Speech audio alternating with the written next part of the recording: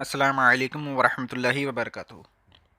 سامعین حضرات، حضور علیہ الصلاۃ والسلام کی احادیث صحیحہ میں موجود ہے کہ حضرت جابر بن عبداللہ رضی اللہ تعالی عنہ فرماتے ہیں کہ ہم نے حدیبیہ کے سال رسول اللہ علیہ الصلاۃ والسلام کے ساتھ اونٹ اور گائے میں 7 آدمیوں کی طرف سے قربانی کی۔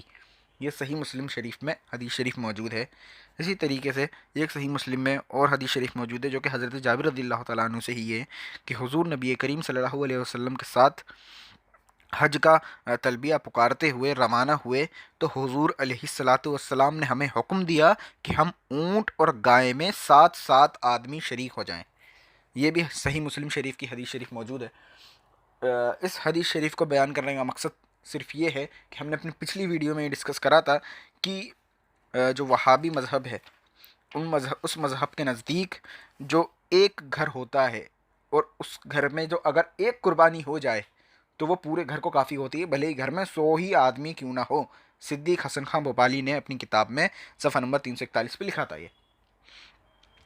تو اس کے اکارڈنگ آپ اگلا حوالہ ملاحظہ فرمائیے کہ شوکانی جو ہے وہ ان کے کیا لکھتے ہیں، یہ قربانی کے احکام صفحہ نمبر 87 پہ مختار احمد نے یہ کتاب لکھی ہے، سلفیوں کے اہل حدیثوں کے یہ امام ہیں۔ یہ کہتے ہیں کہ حج میں ایک اونٹ میں 7 جبکہ عید الاضحیٰ میں 10 آدمیوں کی شرکت جائز ہے۔ ٹھیک ہے، یہاں سے کیا سمجھ میں آیا کہ ان کے جو 10 آدمی ہیں وہ اپنے 100 لوگوں کو جو ہے ریپرزینٹ کر رہے ہیں۔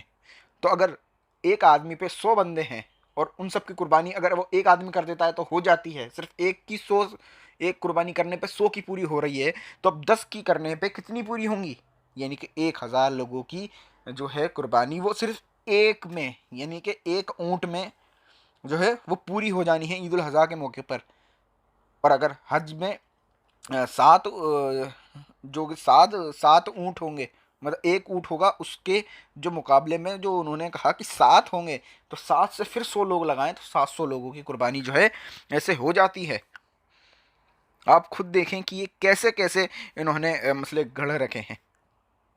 ایک اور حوالہ قربانی کے احکام کتاب میں صفحہ نمبر 88 پہ مختار احمد لکھتے ہیں، وہ یہ ہے کہ جب جانوروں کی قلت ہو اور قربانی کرنے والے زیادہ ہوں تو ایسی صورت میں اونٹ میں 10 آدمی شریک ہو سکتے ہیں، اور جب قربانی کے جانوروں کی فراوانی ہو تو ایک اونٹ میں 7 آدمی شریک ہو۔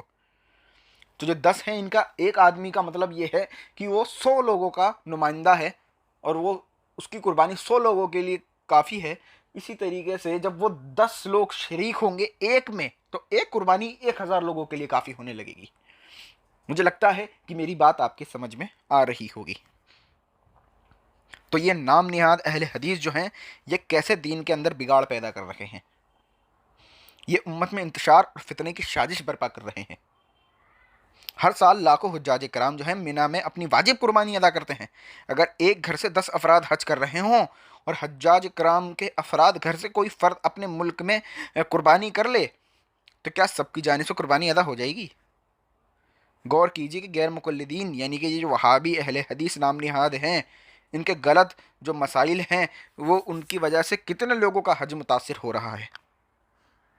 یہ نام نہاد اہل حدیث جو ہیں یہ تقلید کو شرک اور مقلدین کو مشرک کہتے ہیں، اور ساتھ ہی ساتھ عامل بالحدیث ہونے کا جھوٹا دعویٰ بھی کرتے ہیں۔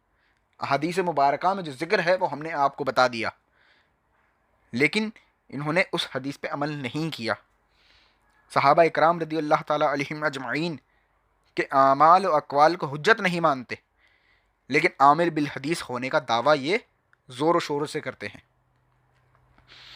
تو آپ دیکھیے کہ ان کے کتنے مسائل جو ہیں وہ گندے ہیں، گڑے ہوئے ہیں۔ یہ آپ کو صرف ان کی جو عبارات ہیں ان کے پڑھ کے ہی سمجھ میں آ جانا ہے۔ تو ایسے وہابی اہل حدیثوں سے ان باتوں پہ سوال کیجئے۔ آپ کا وقت گیا جب آپ نے جوابات دیے، اب ڈائریکٹ سوال کیجئے کہ تمہارے دھرم میں یہ سب جو باتیں گھڑ کے لکھی گئی ہیں ان کی دلیل کیا ہے؟ ان کے پاس ایک بھی حدیث شریف سے دلیل نہیں ملے گی۔ السلام علیکم ورحمۃ اللہ وبرکاتہ۔